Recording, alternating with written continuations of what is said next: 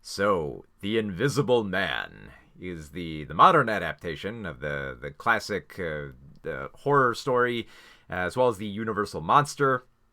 Now, of course, the big question right off the bat is going to be: is this film similar to 2017's The Mummy, which was supposed to launch, the Universal Dark Universe, where all the Universal monsters were gonna, collide in this expanded universe? Um, yeah, that's not happening anymore. And there's nothing within the Invisible Man that suggests that the Dark Universe is still a thing.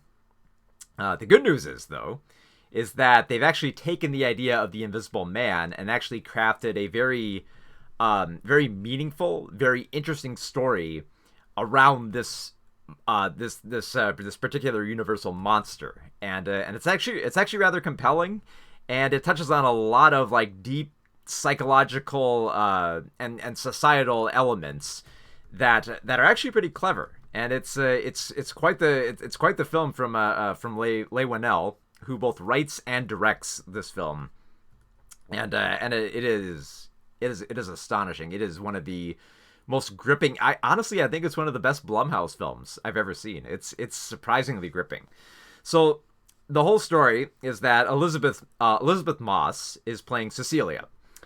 She is married to a scientist who is abusive to her. He's very controlling of her. He has her trapped in a relationship, and she just has to get out. And it's not too simple either. I mean, in order to get out, she basically stages this elaborate plan to ditch his estate as elaborately as she can. Like, she tries to like drug him, sneak out the back, make her way through the woods, and then hitch a ride with her sister, played by Harriet Dyer.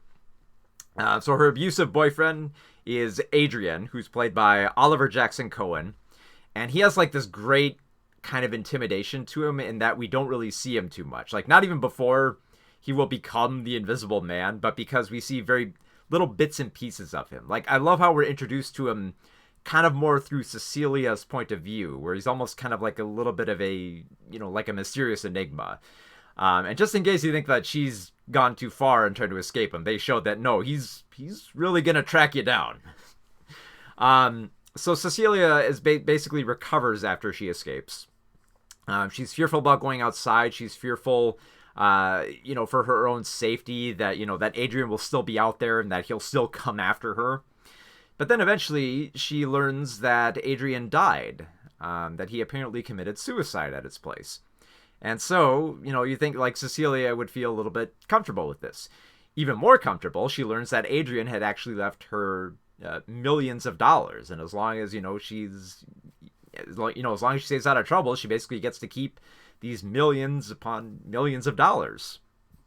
So you think she'd be really safe right now. And I love how she kind of like slowly starts to, come out of her own fear and paranoia. Especially that she associates with, she learns to come out of her shell by staying with Detective James Lanier, played by Aldous Hodge.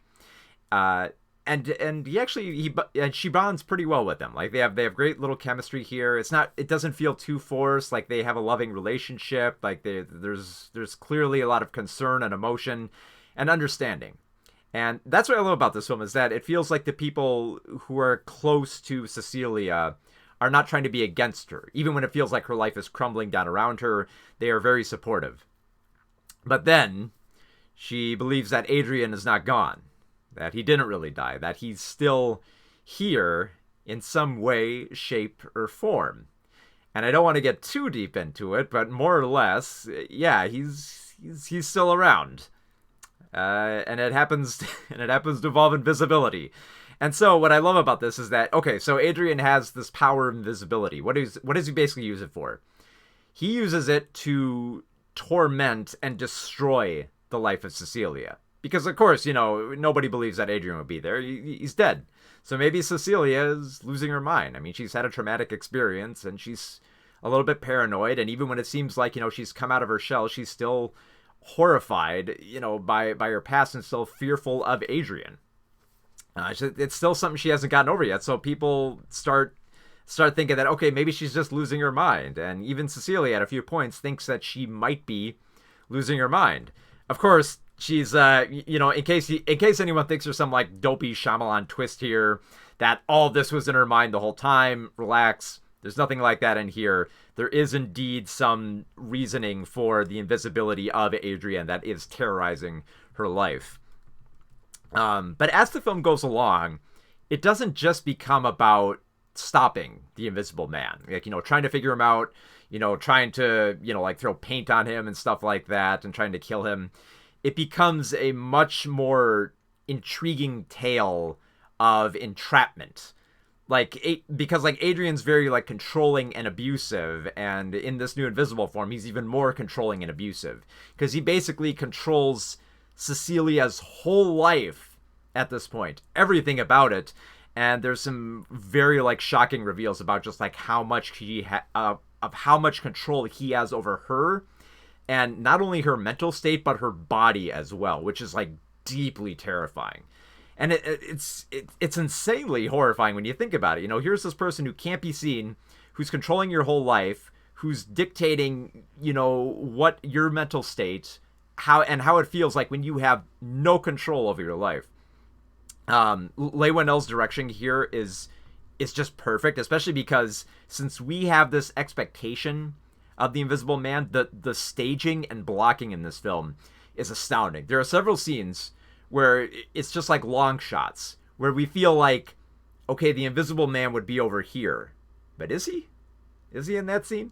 And there's this constant like buildup of the atmosphere. You think like, okay, maybe he's in this room, maybe he's gonna do something. Where could he possibly be? It's not quite like a Where's Waldo type thing. It's just like kind of like playing on the insecurities. Now of course, that means that there are a few jump scares here and there. But they're great jump scares.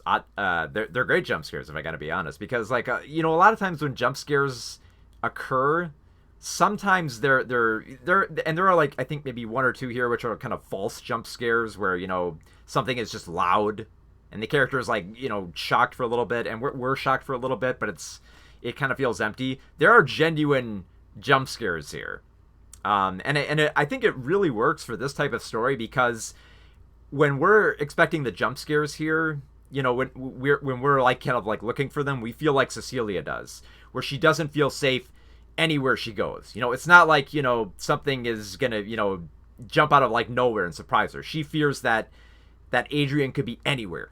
He could be behind the corner. He could be right behind her, breathing on her neck, which in one scene he literally is.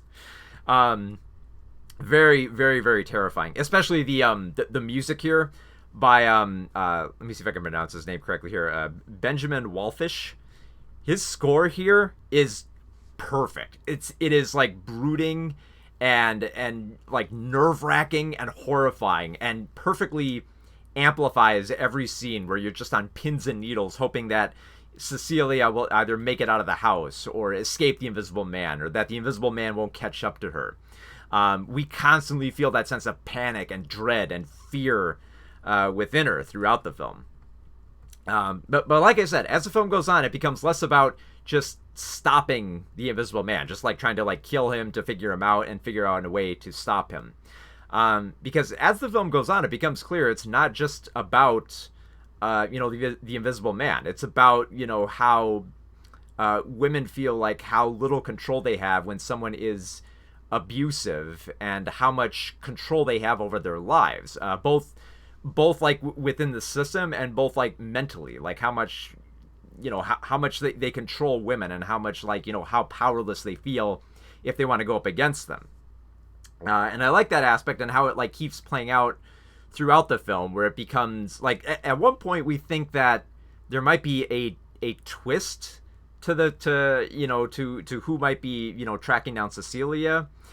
But then, like, I thought, nah, that twist might not work. I mean, for a lot of people who just want, very tense, climactic end, that would be sufficient.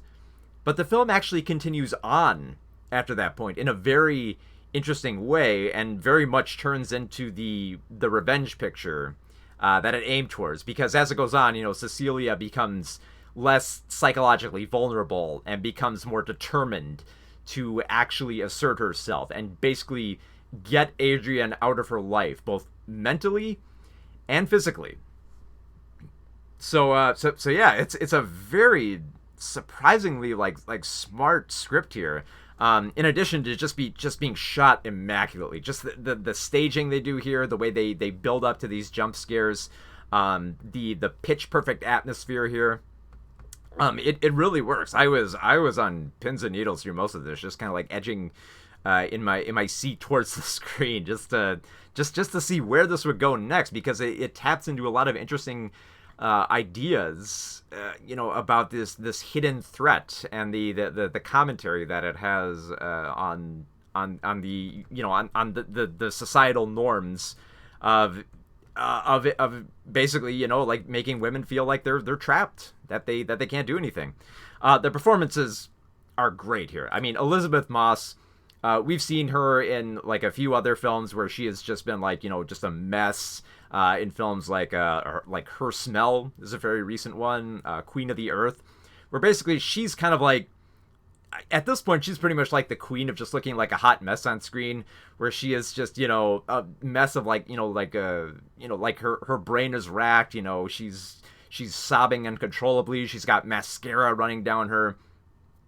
She does that so well, and thankfully this is a film where she gets to take center stage. We also saw her in Us last year. She is like perfectly suited for horror, and finally she has a film worthy of her, which I couldn't be more happy with. She shines exceptionally well here as a woman who feels damaged in more ways than one, and determined to assert herself in more ways than one. A lot of fun twists here, especially like not just in like the writing here, because there's a twist where we think like, it might not be Adrian, like that it might be someone else in on the scheme, so it kind of has like a little bit of like a murder mystery aspect to it, but also the twists within like the staging. Like at one point, they announced that there's a rainstorm coming through, and Cecilia figures, okay, this would be the perfect time to get him. And it turns out that it's kind of, it helps a little bit, but that's not the one thing that can stop the Invisible Man, and it becomes a little bit more trickier from that point. So yeah, it takes some very surprising turns here. Like there are a few like the twist towards the end here, they kind of set it up about midway through, where if you're paying attention enough, you kind of expect what's going to happen next. But I like the fact that they don't point it out. Like I fully expected at the end of the film, with the great big twist at the end, that they were going to cut back to the other part in the film where they kind of set this up. But no, they don't. This film has enough trust in the audience to know that you'll remember that scene from the middle of the film that is going to play off in the big twist of the picture here, without giving too much away here, because I love the twist that they reveal here.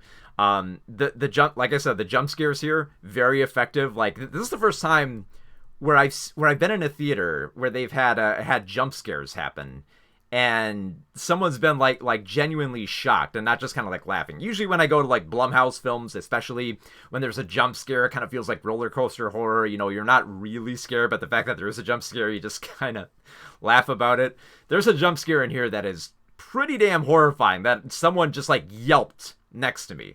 Like she was genuinely terrified, and there weren't any like smirks. Like, yeah, that's actually pretty horrifying to know that you'd be trapped inside a house with this invisible threat coming after you. It's and I gotta mention the other thing too. Is like this seems to only happen at Blumhouse films, or anytime there's like this kind of like roller coaster type horror genre. Is that sometimes when I'm in the theater at these press screenings, they will turn up the house lights. And sometimes I kind of like this, because usually if the horror film is not that great, I don't mind when the house lights come up, because then I can look at the audience and have more fun gauging their reaction than, what's up on screen. And they did that with this film, but thankfully someone shouted, "Turn off the lights!" And like, thank goodness, because yes, I don't want to look at their reactions. I'm fully engaged with this film, and I can hear the reactions too to what's going on screen. So I absolutely love it. This is probably one of my favorite Blumhouse films. Second only to Upgrade, which is more experimental. The Invisible Man is very much experimental. I did not expect it to be this like introspective and insightful and have this this level of societal commentary on top of a Universal monster film. I thought for sure they were just going to make the Invisible Man this sympathetic character, but no, he is a straight up horrific monster villain in more ways than one. Not just in the fact that he's got this invisibility to him and that he can terrorize people without, you know, any consequences, but just that he's an abusive, horrible person in general. You know, it's not like, you know, this invisibility turned him into a monster. He was a monster the whole time. The invisibility just gave him more power and made him more horrifying in that Cecilia couldn't like stop him outright or make anyone believe that he is terrorizing her life. So this is, I absolutely love this film. This was one hell of a great horror film, and I cannot wait to see this again, because I get the feeling a lot of people are going to be talking about this in more ways than one, and examining it in more ways than one, and it's definitely worthy of that. I'm so glad they didn't go with the Johnny Depp idea they had for the Dark Universe. This is, you know, if the Dark Universe is to die, like I like the potential of it, of having all these monsters connected. Could be fun, like a Monster Squad way. But hey, if it has to go down, let it be replaced with something great, and the Invisible Man is it. This is a wonderful direction to take Universal monsters and whip them up into something that speaks to something more modern, as opposed to, you know, just like, you know, gotta stop the boogeyman type stuff. I adored this film. So, The Invisible Man, 4.5 out of 5 stars.